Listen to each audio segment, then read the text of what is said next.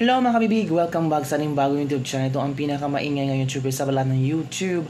Ako si Kabibig, maglebag-lebag ng tiyang with evidence. So ano ba ito mga kabibig? Uy, nakakabahala talaga ito. Itong statement ni PNP Chief Marbel na kung saan sinabi niya, we will make sure Pastor Kibuloy will suffer in jail. So ano bang ibig sabihin ng word ng suffer? So disclaimer lang ha, opinion ko lang to. Kung suffer kasi sa ating munting utak, ang ating ibig sabihin niya ay talagang papahirapan talaga. Ano ba siya? Yung nakikita natin sa TV ba nung binugbog, tapos lahat ng papahirap gagawin nila kay Pastor Apollo Kibuloy. Kaya pala kabibig, ang napansin ko ngayon ba, yung KOJC members, hindi na sila sumasali sa mga rally, peace rally. Hindi na sila sumasali sa mga maisog. Kasi, kung more silang sasali sa mga maisog, gigipitin si Pastor Apollo Kibuloy. Yun pala ang rason.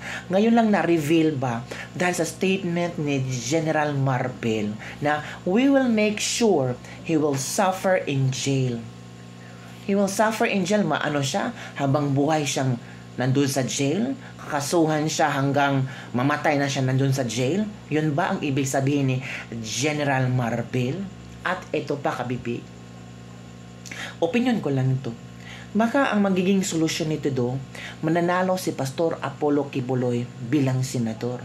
Yun lang nakikita kong pag-asang sa ngayon mga kabibig. Kasi yung iba nagfa-file na ng kaso. Nasimula na ba ang kaso? May pagdinig na ba sa kaso? Parang meron na yata. Pero alam nyo naman ang Pilipinas, di ba? Baka the more na ang hina ng kaso, ang movement ng kaso, mahina. So, alam nyo na, kabibig. So, eto, kabibig ha, makinig tayo sa ni Maharlika. Manood tayo, kabibig ha. Makinig tayo, okay? Pakinggan natin sa Maharlika sa kanyang opinion. Okay. Actually, with Pinky Web sa On Point. So, ngayon, mga kababayan, nakakapanglumo dahil nung pinakinggan ko, tinranscribe ko pa yung mga pinagnangabels nila. Sinabi mismo ni Marbel. Right? Meron akong ibubukilya kay Marbel. Sulat ko lang dito. Baka makalimutan ko. Ito tangina ka nga. Marbel ka. Okay. So, mga palangga, pakinggan nyo na lang muna to para tuloy-tuloy ang ating makinig tayo sa kanilang okay, interview. Then you decide. Okay. Doon sa interview niya with Pinky Web, alright? Pinag-usapan nila yung Pogo, yung EJK, syempre ang PRRD, si Pastor Kibuloy, at ang mga addictos benedictos katulad ng amo niyang si Bangag. This time, here, my darling. Makinig tayo, kabibig. Here. Sana.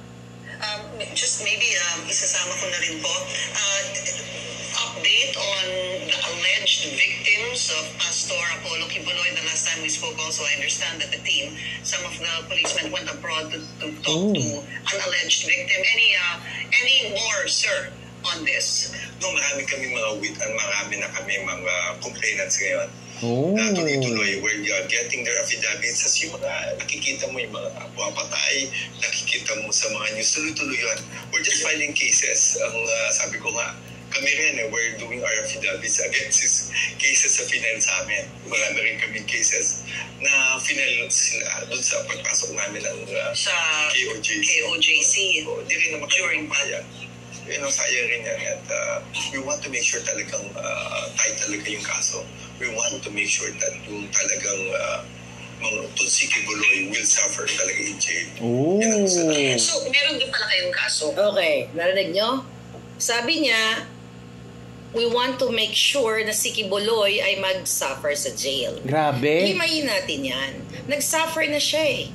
Tama, nag-suffer na si Kibuloy. Diba? Ano pa bang gusto niyo mag-suffer sa jail? Nakulong na siya. Nandyan na siya sa mga pulis. Ano bang nangyari sa KOJC compound? Ang daming kabalastugang nangyari doon, pangbabastos, nadamay ang mga members. Anong klaseng suffering pa ba ang gusto ng makita ni Marbel at ng gobyernong ito para kay Pastor Apollo Kibuloy? Ang tanong, ano bang ginawa ni Pastor Apollo Kibuloy na masama sa gobyernong ito? Di ba si Pastor Apollo Kibuloy ay isa sa mga tumulong kay Bongbong Marcos? Bakit ano nangyari ngayon? Andyan na nga di ba? Dapat we want to make sure na justice will be served. Totoo. Di ba? Anyway, hindi pa convicted si Pastor Kibuloy. Tama. Ang tawag dito ay slip of the tongue or yung tinatawag na Freudian slip.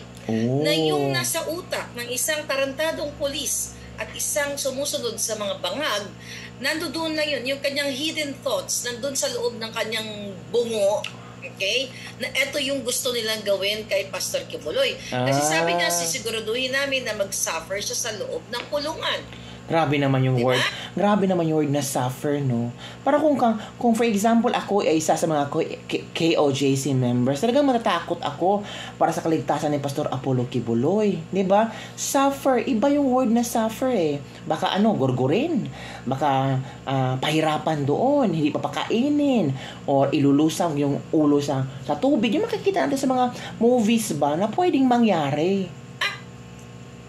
Pwede naman yung sabihin na kailangan sundin namin yung mga proseso ng batas. Correct. Kung siya ay may kasalanan. Correct. Kung siya talaga ay nagkamali. Correct. Dahil, kinulong siya nang hindi siya convicted. Kaya siya Correct. nakulong dyan dahil sa kinontempt nila si Pastor. Di ba? Kinontempt nila. Dahil kay Risa. Kasi kinontempt nila sa Senado. Nagsimula talaga itong lahat ito kay Risa Hontiveros. Yung kadramahan niya sa Senate hearing at pinaniwalaan ng maraming Pilipino. Pinaniwalaan ng gobyerno. Sino ba ang nag-push kay Risa na, sige, gawin mong topic si Pastor Apollo Kibuloy. Maghanap ka ng mga naabuso ni Pastor Apollo Kibuloy. Nung mga unang, nung hindi pa nagkaroon ng siege dyan sa Davao. Correct. Diba, hinahantin nila na kailangan umattend si Pastor Kibuloy sa hearing. Tapos yun na nga, hanggang sa nagkaroon ng 16-day siege, yung pinag-usapan nila doon, yung mga biktima na mga KOJC members, kinasuhan ng KOJC lawyers o yung mga pamunuan, okay, itong sila Marbil, itong sila Torre, dahil sa kanilang panghahagupit doon na na-witness nyo naman. Tama. At pinapaliwanag niya dyan na, binubueltahan nila at sisiguraduhin nila yung mga kaso talaga nila is may weight, polido at mananagot yung kampo o mga members ng KOJC. Naku po. So mga palangga, grabe talaga ang mga demonyong ito. Dahil dinig ninyo, actually nung pinapanood ko si first time ko manood sa kanya nang pinanood ko yung interview kasi gusto kong malaman kung anong pinagsasabi niya. For 30 minutes, para siyang si Ngiwi Abalos. Ngiwi Abalos. Ano ang take niyo doon? Okay? Pwedeng i-torture or kung ano man ang gawin kay Pastor Kibuloy. Sabi ko nga pwedeng i-torture si Pastor Apollo Kibuloy or kung ano-anong naisip-isip nila na gawin nila kay Pastor Apollo Kibuloy. Kasi sabi niya, we will make sure he will suffer in jail. So natural ang utak ng mga KOJC members at takot talaga mawiwinda na nervyos. Di ba kabibig? Pahirapan and everything. The reason why nag-stop ang KOJC rally. Ito pala yun. Napansin ninyo? Sabi ko nga sa inyo, hawak nila sa liig si Pastor Kibuloy nakakulong. Naku po. Okay? Hindi ba kayo magtataka na bakit tumigil ang pakikipagsama o diba o pakikipag-ugnayan ng mga KOJC members sa Maisog Rally at sa atin na nag-express ng kanilang freedom of speech, kalayaan ng pamamahayag na sila ay sukang-sukan na sa gobyerno ni Bangag. Tama mga kabibig. May point si Maharlika at ito pala yung totoong nangyari mga kabibig. Naku, grabe talaga no. As in, oo nga, titigil talaga ang KOJC member sa pagsali sa Maisog kung yung leader nila ay ginigipit. So, isang maling move ng KOJC members, mas lalong magsasuffer si Pastor Apollo Kibuloy. May kawawa pala ang KOJC members, no? Naku, kawawa din si Pastor Apollo Kibuloy. Grabe. Ito yung dahilan.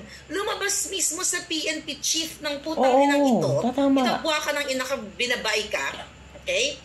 Na pahihirapan mo, isisiguraduhin namin. Tatranslate natin sa Tagalog. Narinig nyo naman. Sisiguraduhin namin na maghihirap si Pastor Apollo Kibuloy. Again? Si Kibuloy. Okay? I-define nga natin. You know, pahirapan and everything. The reason why nag-stop ang KOJC rally. Napansin ninyo? Sabi ko nga sa inyo, hawak nila sa liig si Pastor Kibuloy, nakakulong. Okay? Hindi ba kayo magtataka na bakit tumigil ang pakikipagsama, o diba, o pakikipag-ugnayan ng mga KOJC members sa Maisog Rally at sa atin na nag-express ng kanilang freedom of speech, correct, kalayaan ng pamamahayag na sila ay sukang-suka na sa gobyerno ni Bangag. Ito yung dahilan. Lumabas mismo sa PNP chief ng putang inang ito, itabwa ka ng binabay ka. Okay? Na pahihirapan mo, isisiguraduhin namin. Tatranslate natin sa Tagalog. Narinig nyo naman. Sisiguraduhin namin na pahihirapan namin si Kibuloy. Okay? I-define nga natin ang sinabi niya. Define natin iintindihin natin yung ano tawag dito? Yung phrase na sinasabi niya. Okay. Sabi niya dito, we will, okay. Type ko lang. Yun na nga, kabibig. At alam nyo ba, may bagong revelasyon ngayon. Oo. Ito, Risa Hontiveros ibinulgar na. Isang, ito ha, makinig tayo makabibig ha. Ano itong narinig natin? Wait muna kabibig ha, i-share ko sa inyo. Kabibig, ito pala yung kabibig, ang nabulgar na kadramahan ni Risa Hontiveros. Makinig tayo. Wait muna ha, yan ako. Is what I know is those people who lie and use the kingdom for their own. Somebody tried to contact to me in US and tried to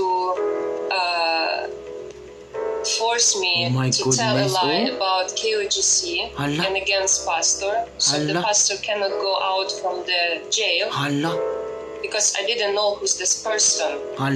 It starts with the very wise questions. Hi, Julia. How are you? Can I call you? And I, of course, don't know this person. My answer back text was, do I know you? And why do you want to call me? What we're going to talk about? Then the next text was, I want to talk to you about KOJC. And I ask again back, what do you want to know about KOJC? I thought it's a full-time worker, and do I know you? So she answered me back, yes, I'm ex-full-time worker in US, and I want to talk to you about KOJC. So I said, what do you want to know about KOJC? And she told me that she would like to give me some questions